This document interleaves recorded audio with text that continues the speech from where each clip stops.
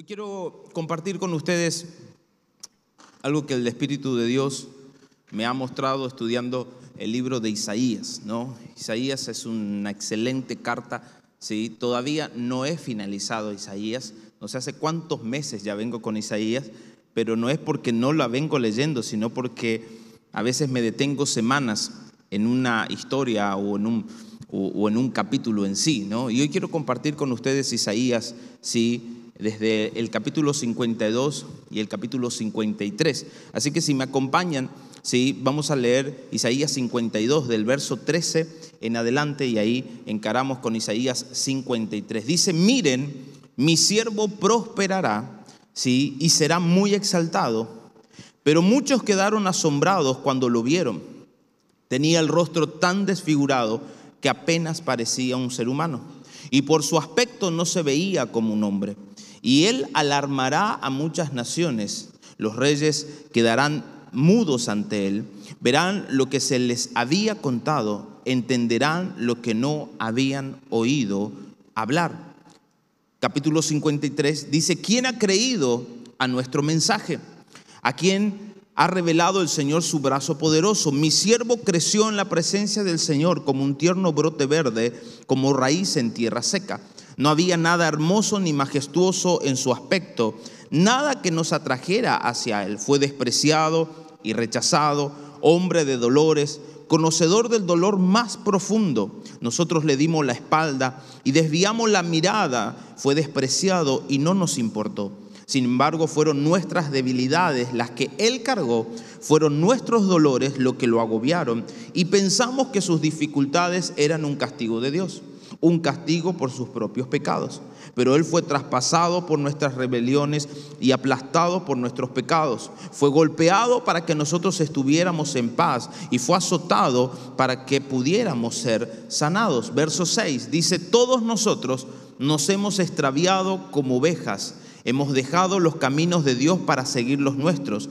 Sin embargo, el Señor puso sobre él los pecados de todos nosotros. Fue oprimido y tratado con crueldad. Sin embargo, no dijo ni una sola palabra. Como cordero fue llevado al matadero, y como oveja en silencio ante sus trasquiladores. No abrió su boca. Al ser condenado injustamente se lo llevaron. A nadie le importó que muriera sin descendientes, ni que le quitaran la vida a mitad de camino. Pero lo hirieron de muerte por la rebelión de mi pueblo. Él no había hecho nada malo y jamás había engañado a nadie. Pero fue enterrado como un criminal y fue puesto en la tumba de un hombre rico. Formaba parte del buen plan del Señor aplastarlo y causarle dolor. Sin embargo, cuando su vida sea entregada en ofrenda por el pecado, tendrá muchos descendientes, disfrutará de una larga vida, y en sus manos el buen plan del Señor prosperará. Cuando vea todo lo que se ha logrado mediante su angustia, quedará satisfecho. Y a causa de lo que sufrió, mi siervo justo hará posible que muchos sean contados entre los justos, porque él cargará con todos los pecados de ellos. Yo le rendiré los honores de un soldado victorioso, porque se expuso a la muerte, fue contado entre los rebeldes, cargó con los pecados de muchos e intercedió por los transgresores. ¿Sí? Hasta ahí. Este capítulo, o los versos que leía también anteriormente, en realidad nos proporciona tantos detalles de la vida de Jesús. Nos proporciona tantos detalles, nos brinda tantos detalles de sus últimas horas, de la crucifixión y de la resurrección de Jesús. Es más, podemos decir que el profeta Isaías era como si fuese que estaba parado al pie de la cruz, viéndolo todo. Si bien esta es una profecía que fue escrita 700 años antes de la crucifixión, pero el profeta Isaías tuvo esta gran profecía que no sabemos si fue simplemente el Espíritu de Dios hablándole a su oído o él teniendo una visión, porque detalla tantas cosas que aún en los evangelios nosotros no podemos encontrar tantos detalles. Pero en realidad esta es una profecía que está escrita, ¿sí? O que está expresada como creo que unas 85 veces, ¿sí?, en el Nuevo Testamento, ¿sí? Obviamente que es una profecía que habla del Señor Jesucristo para aquellos que se están preguntando de quién será que está hablando, ¿sí? Pero es una profecía que detalla realmente lo que el Señor Jesucristo padeció en esas últimas horas, lo que padeció Él en la crucifixión y aún su resurrección, el resultado de toda su angustia, el resultado de todo, ¿sí?, de todo el sufrimiento, ¿no?, que Él tuvo que atravesar. Pero yo quiero en realidad detenerme en algunos versos, ¿sí?, de este capítulo 53, y simplemente quiero, a través de que nos vamos deteniendo en algunos versos, quiero ir construyendo el mensaje, ¿sí?, con ustedes, porque hay algunas cosas que el Espíritu Santo me fue mostrando cuando estaba, ¿sí?, haciendo, digamos, este mensaje o estudiaba, digamos, este capítulo. Pero vamos a comenzar por el verso 2, ¿sí? El verso 2 o el verso 1, como quieran, ¿sí?, dice: ¿quién ha creído al mensaje? ¿Sí? ¿A quién se ha revelado el Señor con su brazo poderoso? Viene el verso 2 y dice: mi siervo creció en la presencia del Señor como un tierno brote verde, como raíz en tierra seca. No había nada hermoso ni majestuoso en su aspecto y nada que nos atrajera hacia Él. La primera parte de este verso, si pueden dejar un segundito, esa parte A, por así decirlo, ¿no?, donde dice: mi siervo creció en la presencia del Señor como un tierno brote verde, como raíz en tierra seca. Esa primera parte en realidad hace alusión a dos cosas. La primera que hace alusión es que el nacimiento del Señor Jesucristo, ¿sí?, fue un nacimiento virginal, como todos lo sabemos, ¿sí? O sea, el Señor Jesucristo no necesitó de un padre humano, no fue concebido por un padre humano, ¿no? Aquí dice: mi siervo creció en la presencia del Señor como un tierno brote verde, ¿sí? Es más, muchos estudiosos aún sacan, ¿sí?, como conclusión que María en esa época, ¿sí?, no solamente era virgen, sino que también podía haber padecido algún tipo de esterilidad, por así decirlo. Pero eso es un tema, sí, que simplemente es un tema, digamos, del cual sacan, digamos, estudios muchos teólogos, ¿no? Pero la primera alusión es que Jesús nació, ¿sí?, tuvo un nacimiento virginal, no necesitó de un padre humano para ser concebido. Pero la segunda alusión, y que en realidad en esto es donde yo me quiero parar, que es cuando dice que el Señor nació o es ese tierno brote verde como raíz en tierra seca, ¿no? Esas últimas palabras, raíz en tierra seca, en realidad hace referencia, ¿sí?, a ese corazón y a esa vida estéril del ser humano cuando vive alejado de Dios. Una persona que vive alejada de Dios, ¿sí?, es una tierra seca, es una tierra lastimosamente en donde no habrá fruto, no habrá brotes, no habrá nada, ¿sí?, la que pueda llevar a que la persona tenga algún tipo de resultado positivo en su vida.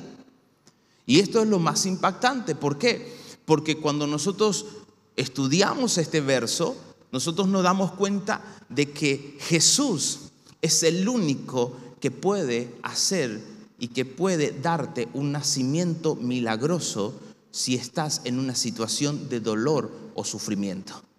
No hay otra persona, no hay otra cosa, ¿sí?, que pueda darte un resultado positivo, vamos a ponerlo en este contexto, ¿sí?, si estás pasando por algún dolor o por algún sufrimiento. O sea, Jesús es el único que puede darte ese mayor milagro que hoy tanto lo estás deseando y que tanto lo estás esperando. Capaz muchos de los que están aquí, capaz físicamente hablando de mujeres, están esperando un nacimiento milagroso.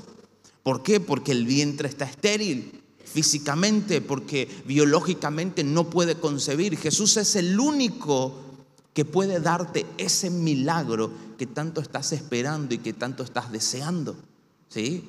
También podemos decir para aquellas personas que aún hoy nos visitan por primera vez, si tu vida no está, ¿sí?, aliada al Señor Jesucristo, por más que haga todo lo que hagas en la vida, siempre tu vida será una tierra seca.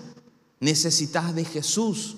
Jesús es el único que puede, ¿sí?, traer ese milagro. Este verso 2 dice de que Él es el brote del Señor, ¿sí?, en tierra seca. O sea, no es nada lógico pensar de que una raíz tenga vida en tierra seca y menos que dé un brote. Pero Jesús es el único que puede hacerlo. Pero también este pasaje nos habla diciendo de que no solamente Jesús puede dar un nuevo nacimiento en el Espíritu, en la fe, en aquellas personas que se acercan a su trono, que se acercan al reino, sino que también Jesús nos está diciendo, o el Espíritu de Dios nos dice, de que también Jesús puede dar un nuevo nacimiento a aquel creyente estéril, que ha perdido la sensibilidad al Espíritu Santo y a su voz.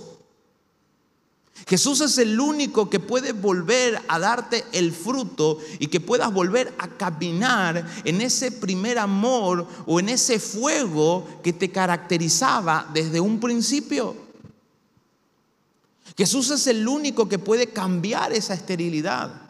Y cómo nosotros nos damos cuenta cuando el creyente camina en una vida sin fruto, es cuando el creyente comienza a realizar toda su vida cristiana desde el esfuerzo, Y desde el esfuerzo quiere tener frutos, y el esfuerzo nunca llevará a tener frutos, hablando en el Espíritu.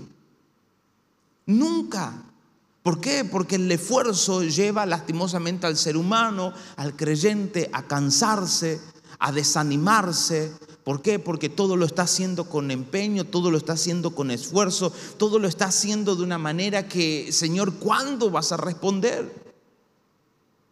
Pero lo más precioso es que el Señor Jesucristo puede cambiar esa vida estéril, esa vida seca, esa tierra seca, ¿sí?, puede cambiar en un nacimiento tan milagroso, tan precioso. Y esto es lo más precioso, porque cuando nosotros vemos este pasaje, nosotros nos damos cuenta que Él es el brote del Señor. Él es el brote del Señor. O sea que si hoy tu vida está atravesada por una situación de dolor, de sufrimiento, sos el candidato número 1 para que ocurra un gran milagro sobre tu vida.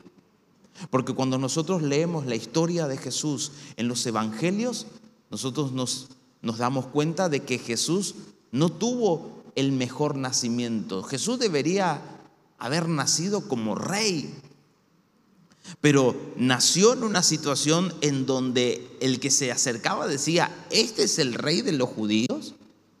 Nació en un establo rodeado de animales.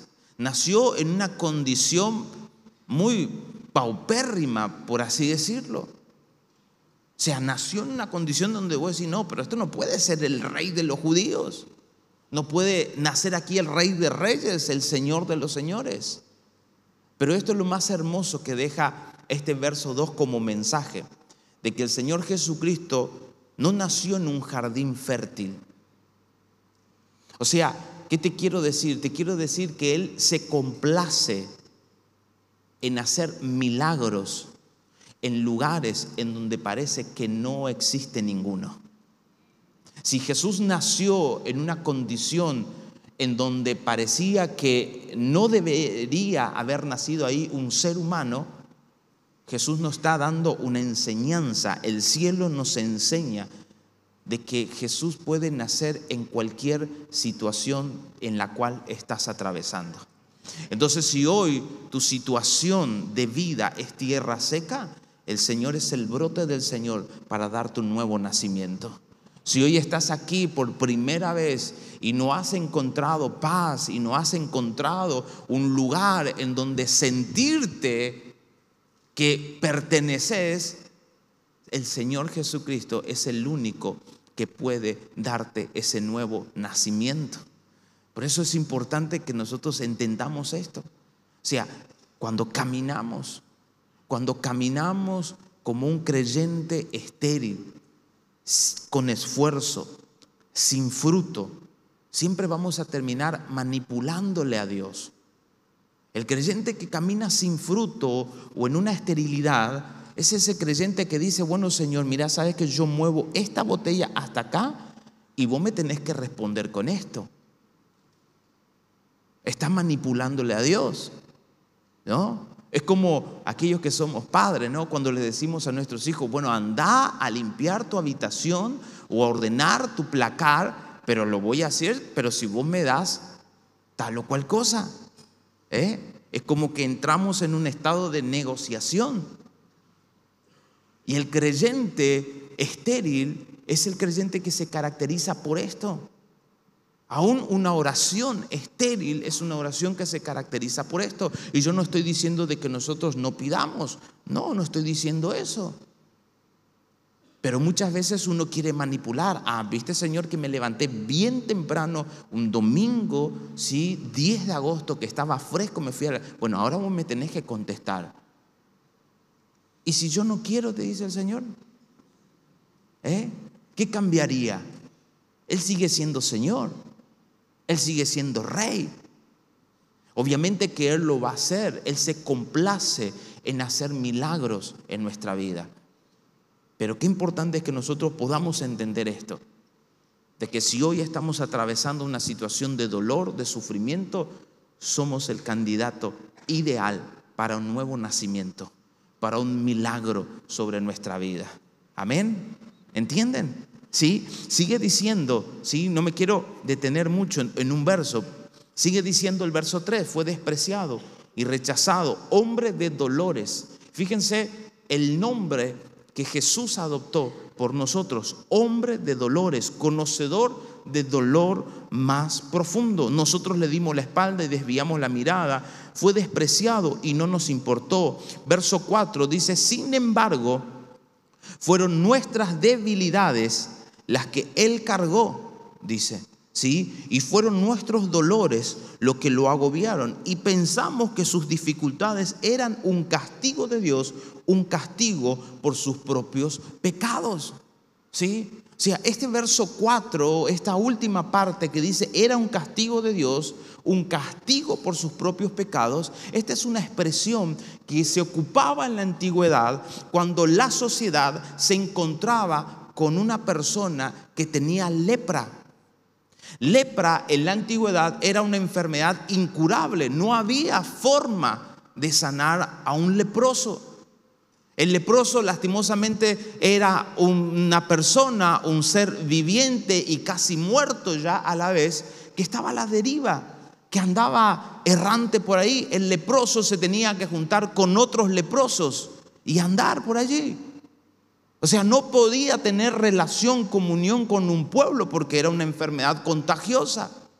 Pero quiero que se fijen esto. O sea, Jesús adopta, ¿sí?, este nombre de que le llamen leproso. Es más, déjame decirte de que el leproso, ¿sí?, cargaba con su propia aflicción. Por eso cuando la gente miraba a un leproso, la gente decía, es un castigo de Dios. O sea, está en esas condiciones porque está cargando su propia aflicción. Seguro que hizo algo por el cual Dios le castigó y le dio esa enfermedad, ¿no? Y capaz, no sé, muchos capaz se atribuyen esta expresión a esa historia bíblica en la cual María, la hermana de Moisés, murmura en contra de Moisés y María automáticamente le agarra lepra, dice, por murmurar en contra de su hermano, en contra del líder, ¿no? Puede ser que de eso uno se pueda atribuir, ¿no? Pero en realidad Jesús adoptó este nombre. Verso 3 dice que Él es el varón de dolores. Verso 4 dice de que Él adoptó, ¿sí?, el nombre del leproso, por más que en Él no había ningún tipo de aflicción.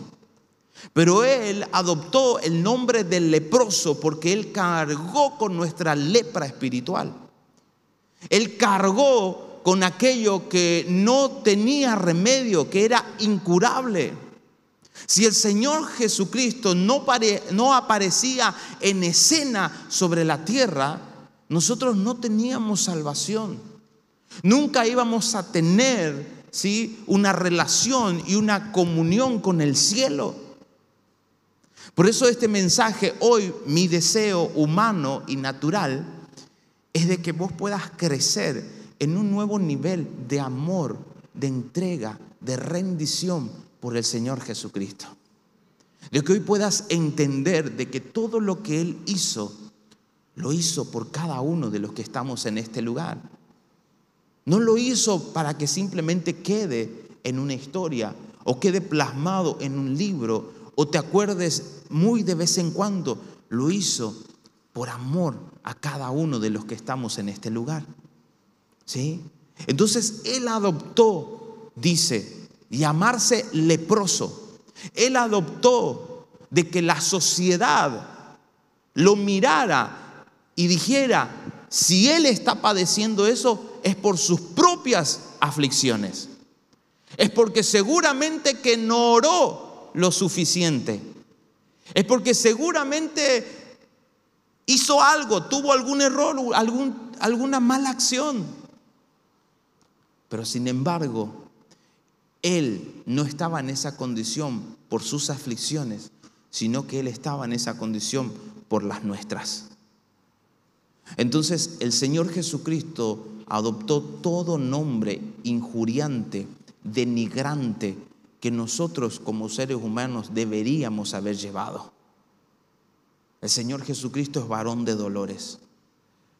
Si hoy estás padeciendo un dolor almático, espiritual, físico, Él lo sabe muy bien. Y Él dice, yo tengo ese nombre.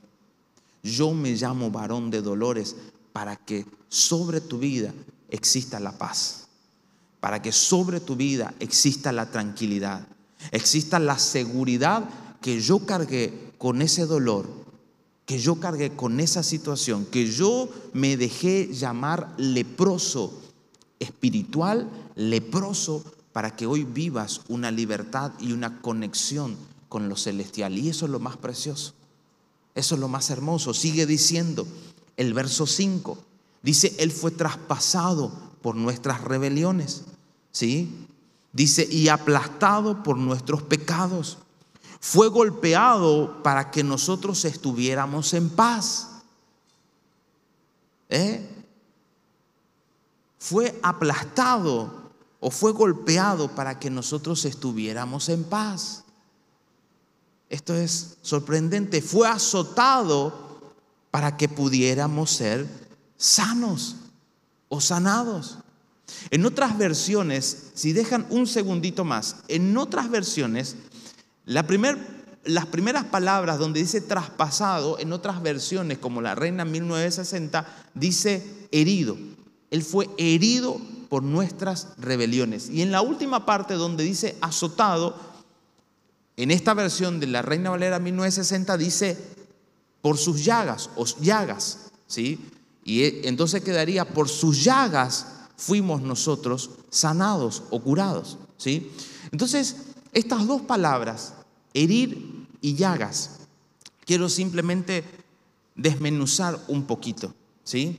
La palabra herir en el hebreo se dice chaburá, así, con H a lo último, chaburá, que significa heridas azules, ¿sí? Chaburá es herir en el hebreo, que tiene como significado heridas azules. Pero esa palabra chaburá también se ocupa en el hebreo para hablar acerca de unidad, de entrelazo, de comunión, de conexión, ¿sí? Entonces, este verso lo que nos enseña es que en la comunión que nosotros tenemos con Jesús está nuestra sanidad. ¿Entienden? Chaburá, vuelvo otra vez, tomate un mate y te volvés a despertar. Chaburá En el hebreo es herir, significa heridas azules, ¿sí? Pero en la misma palabra también se ocupa para conexión, para comunión, para estar unido, entrelazado. Los judíos, capaz en una reunión, dicen, bueno, vamos a tener un momento de chaburá, un momento de conexión, un momento de comunión. Voy a tener chaburá con, no sé, con mi vecino, voy a hablar un ratito, nos vamos a comunicar, nos vamos a unir en un tema, vamos a entrelazarnos, vamos a hablar. Entonces, esta palabra herir significa de que nosotros en la comunión que tenemos con Jesús, al ser uno con Jesús, nosotros estamos sanos. ¿Y por qué significa heridas azules? Para aquellos que se preguntan por qué heridas azules. Porque el color azul, bíblicamente, es el color que representa conexión y comunión con lo celestial. Éxodo capítulo 28 habla de la vestimenta sacerdotal, de la vestimenta que los sacerdotes tenían que tener, ¿sí?, para tener una comunión y una conexión con el cielo. Y el verso 31, si mal no recuerdo, dice de que el sacerdote tenía que tener una vestimenta de una pieza única de color azul. O sea, se ponía esa vestimenta única de una sola pieza de color azul, y eso representaba que era un sacerdote que tenía conexión con lo celestial. Chaburá significa heridas azules. Significa de que Jesús mismo es el sacerdote que ofreció sacrificio por nosotros para que estemos hoy sanos. Y en esa comunión que nosotros tenemos con Él y en esa conexión que tenemos con Jesús, nosotros encontramos la sanidad. ¿Me entienden? Entonces, nosotros necesitamos entender de que Jesús no solamente fue el sacerdote que ofreció el sacrificio, sino que Él mismo se ofreció como sacrificio. Él mismo fue sacrificio y Él mismo ofreció el sacrificio. Él mismo, entonces Él mismo nos está diciendo que al tener comunión, al estar unido, entrelazado, en conexión con Él, nosotros nos encontramos totalmente sanos. Por eso dice, Él fue traspasado, verso 5, por nuestras rebeliones y aplastado por nuestros pecados. O sea, Él es chaburá. O sea, nosotros al tener comunión con Jesús, estamos totalmente sanos. Y esa es la seguridad que necesitamos tener todos los días de nuestra vida. De que si hoy estamos atravesando una situación de enfermedad física o espiritual, la seguridad es de que al tener comunión con el Señor Jesucristo, nosotros estamos sanos. Nosotros estamos sanos. Y la última parte de este verso 5 dice, y por sus llagas fuimos nosotros curados. O azotados, dice, ¿no?, la última parte de esta versión que leía. Y llagas significa entre o en sus. Significa entre o en sus. Que podemos decir que entre sus llagas, entre sus heridas, nosotros estamos. No han entendido acá, no tomaron mucho mate.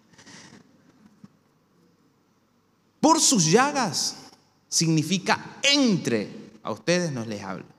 Re mala onda el pastor. Entre sus heridas, en sus llagas, significa que estamos allí metidos. Quiero que te imagines. No sé, yo anoche queriendo hacerme el técnico electricista me corté el dedo. Estaba así y me agarré el dedo. Y sangró un poquito, no es casi nada. Pero yo me puse a pensar y dije, un pequeño corte tengo en mi dedo pulgar. No sé si vos tenés un corte o no, no te estoy diciendo que ahora te hagas un corte, ¿no? Pero cada vez que te hagas un corte así, accidental, porque estás picando hielo, porque picaste más tu dedo que la cebolla o cosas por el estilo, te pongas a pensar de que en esa herida vos estás. De que en esa herida de Jesús, entre sus heridas, vos estás. Y este pequeño corte que yo tengo, yo no lo voy a tener siempre porque esto se va a cicatrizar. Y cuando esto se cicatriza, desaparece el corte, desaparece la misma cicatriz, porque la piel hace lo que tiene que hacer. De la misma manera sucede cuando estamos en comunión con Él. Nosotros estamos entre sus heridas. Y al estar entre sus heridas han cicatrizado. Después de ese tercer día hermoso y bendito en donde Él se levantó de entre los muertos, sus heridas estaban totalmente cicatrizadas. O sea, tu vida estaba allí, tu enfermedad estaba allí, y tu enfermedad, tus heridas y todo el sufrimiento y dolor que tendrías que haber padecido ya están totalmente cicatrizadas en el Señor Jesucristo.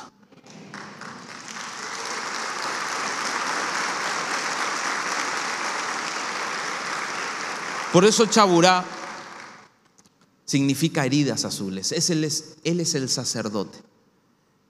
Él es el que ofreció su vida por nosotros.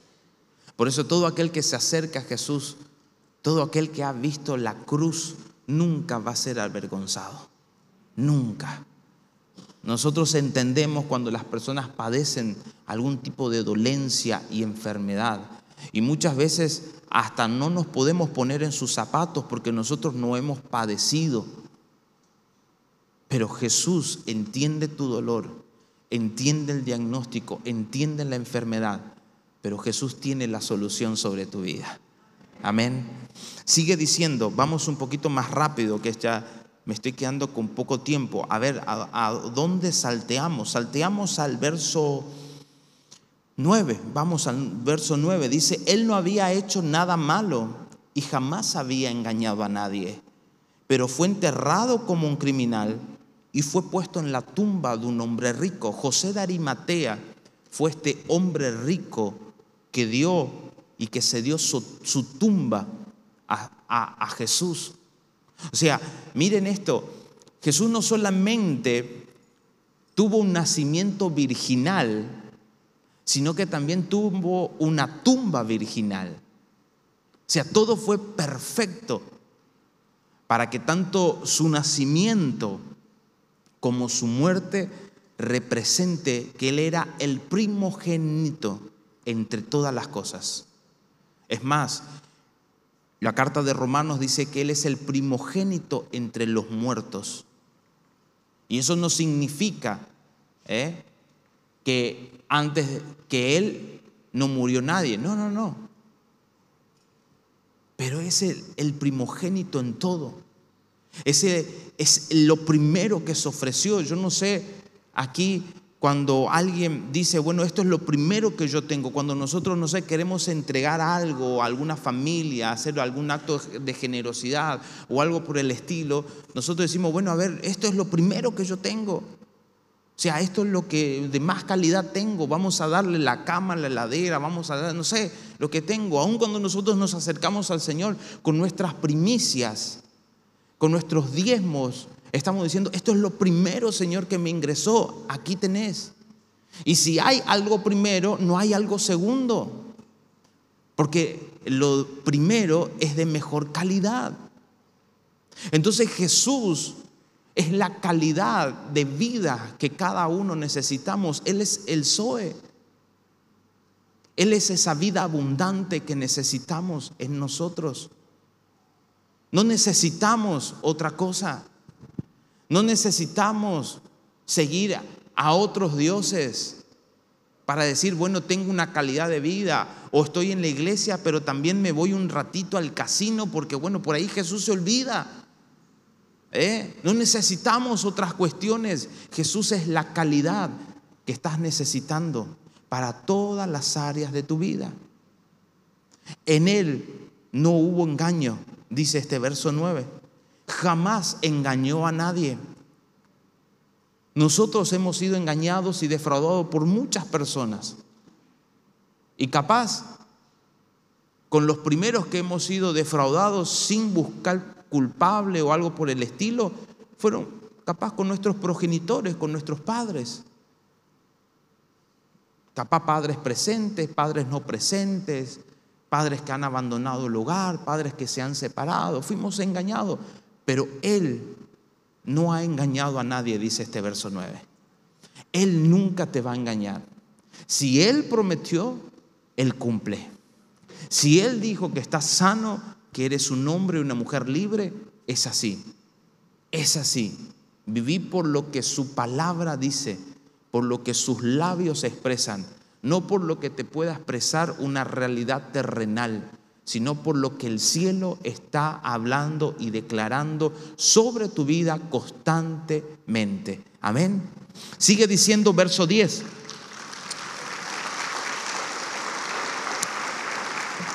Formaba parte del buen plan del Señor aplastarlo y causarle dolor. Es fuerte esa parte, ¿no? Sin embargo, cuando su vida sea entregada en ofrenda por el pecado, tendrá muchos descendientes, disfrutará de una larga vida y en sus manos el buen plan del Señor prosperará. Me encanta esta parte, disfrutará, tendrá una larga vida, tendrá muchos descendientes. Si bien este es un verso que aún habla de los descendientes espirituales que Jesús tiene, que somos cada uno de los que estamos acá y cada uno de los que están plagados en el mundo. Pero también esta primer parte del texto B, podemos decirlo así, disfrutará de una larga vida, significa de que Jesús disfruta o tiene esta larga vida cuando nosotros tenemos comunión con Él. O sea, al tener comunión con Jesús, Él sigue disfrutando, o nosotros hemos alargado sus años de vida aquí sobre la tierra.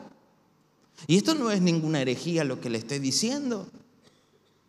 Dice, disfrutará de una larga vida. Sabemos de que Jesús resucitó al tercer día, de que hoy reina, ¿sí?, a la diestra del Dios Padre, ¿sí? En Él están todas las autoridades y en Él está todo el poder y todo está sometido a su nombre. Pero cuando yo tengo comunión con el Señor Jesucristo, Él también puede seguir viviendo su vida a través de nosotros aquí sobre la tierra. Por eso dice, disfrutará de una larga vida, tendrá muchos descendientes. Por eso, querido hermano, hermana, disfrute de su vida haciendo la voluntad del Padre. No disfrute su vida o malgastando su vida detrás de un vicio, detrás de una preocupación, detrás de la ansiedad. No disfrute su vida de esa manera. Pastor, usted no está en mi problema, usted no está en la situación que yo estoy atravesando. Claro que no estoy. Pero hace varios versos atrás te vengo diciendo de que Jesús fue el que tomó el lugar que nos correspondía a cada uno de nosotros para que hoy disfrutemos de una larga vida. Y para que Él pueda disfrutar de esa vida a través de la comunión que tenemos con Él. Disfrute su vida haciendo la voluntad de Dios.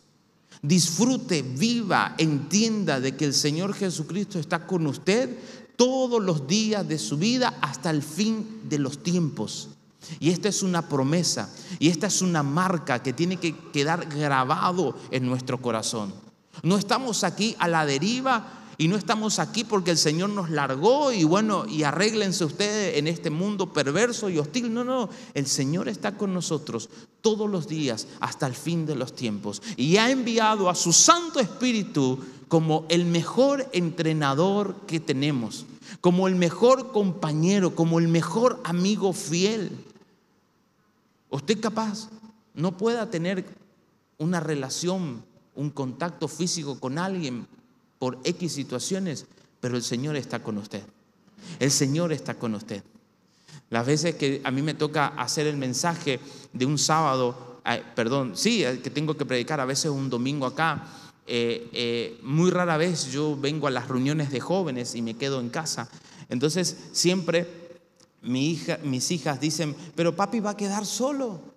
Pero papi va a quedar solo. Y yo siempre le respondo, papi no está solo. Porque si Jesús está conmigo, somos multitud en esta casa. No sé en qué situación usted hoy se encuentre, pero Jesús está con usted y usted con Jesús es multitud.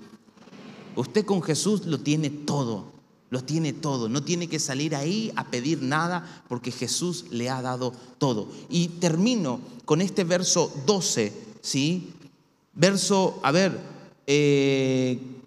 Verso 12, sí, vamos a ir terminando. Verso 12 dice: yo le rendiré los honores de un soldado victorioso.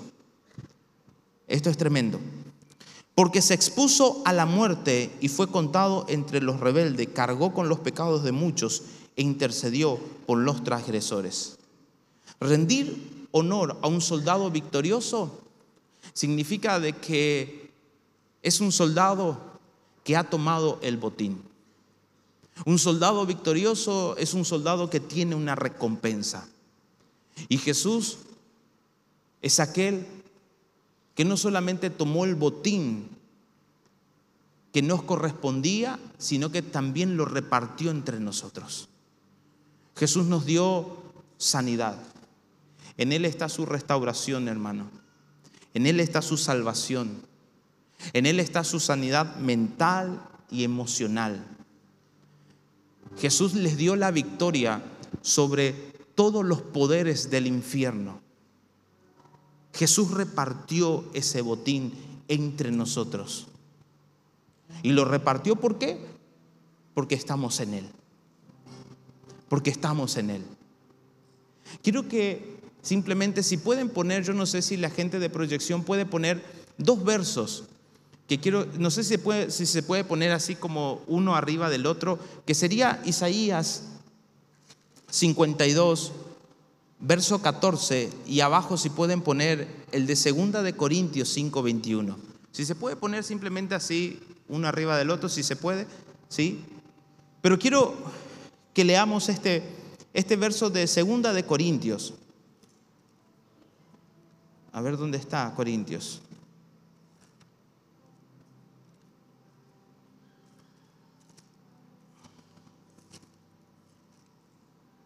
Segunda de Corintios 5:21 dice: pues Dios hizo que Cristo, quien nunca pecó, fuera la ofrenda por nuestros pecados, para que nosotros pudiéramos estar en una relación correcta con Dios por medio de Cristo.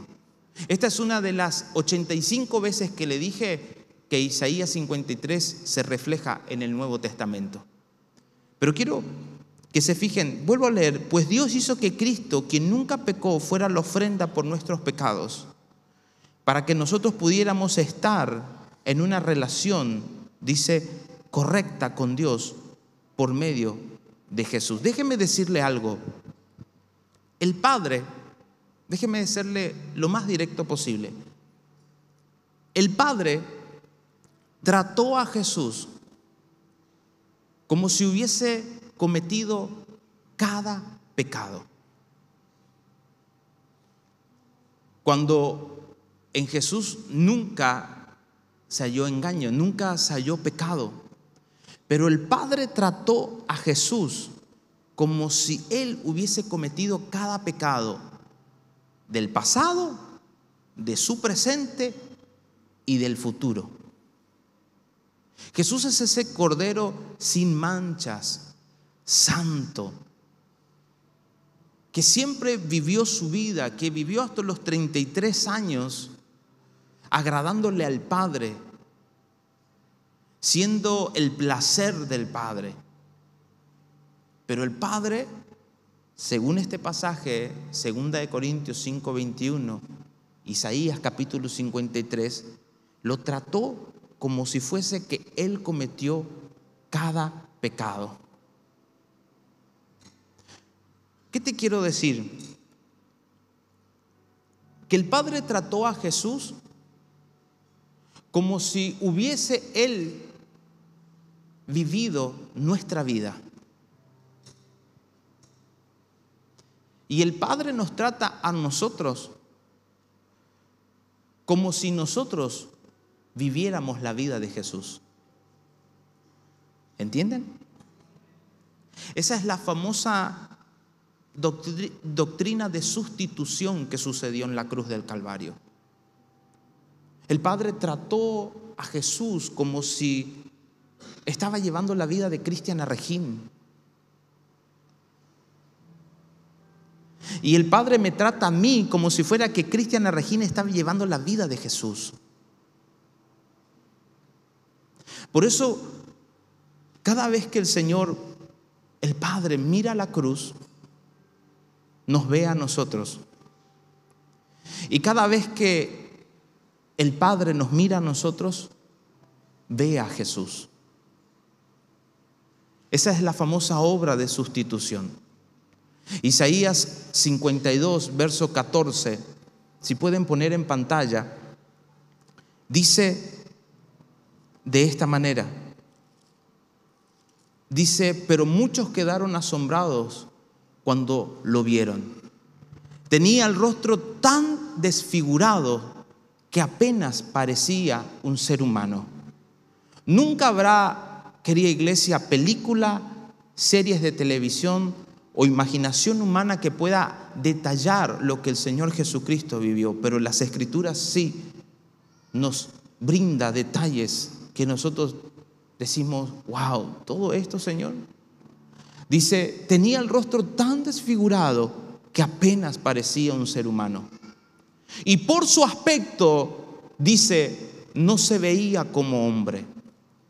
Los historiadores dicen de que el cuerpo de Jesús estaba tan mutilado que de la cintura para abajo no reconocían si el que se estaba crucificando era hombre o mujer. Por eso Isaías retrata al siervo sufriente diciendo, por su aspecto no se veía como un hombre. Nosotros en algunas películas podemos ver algún tipo de castigo y marcas y cosas por el estilo, y a Jesús ahí medio que en paños menores. Pero lo que nos dice Isaías es que Jesús fue expuesto allí públicamente en la cruz, totalmente humillado, maltratado, ultrajado en su cuerpo, mutilado en su cuerpo. Cuando miraban decían, ¿pero este es Jesús o esta es una mujer? Porque no reconocemos su cuerpo, su rostro está tan desfigurado. Solamente los que estaban allí a los pies de la cruz sabían de que era Jesús, pero aquel que caía a la fiesta porque vio luz y entró, no sabía, no iba a distinguir el cuerpo de Jesús. Por eso te decía hace un ratito atrás que el Padre trató a Jesús como si fuera que Él pecó, como si fuera que Él vivió nuestra vida. Nosotros deberíamos haber estado desfigurados como un ser humano. Nosotros deberíamos no tener aspecto de hombre o de mujer. Nosotros deberíamos haber recibido ese castigo. Pero Él dijo, no, yo sé que ellos no tienen que padecer eso, yo voy a padecer por ellos. Por eso cada vez que el Padre mira la cruz, te ve a ti. Y cada vez que el Padre mira tu vida, ve a Jesús. Ve a Jesús. Él tomó ese lugar que nos correspondía. Allí deberíamos haber estado nosotros. Pero el verso 5 que le decía hoy dice, sobre Él fue cargado nuestra paz. Hoy si estás en agobio, si estás en preocupación, si estás en algún tipo de dificultad, Él cargó todos nuestros problemas para que nosotros hoy tengamos una vida abundante.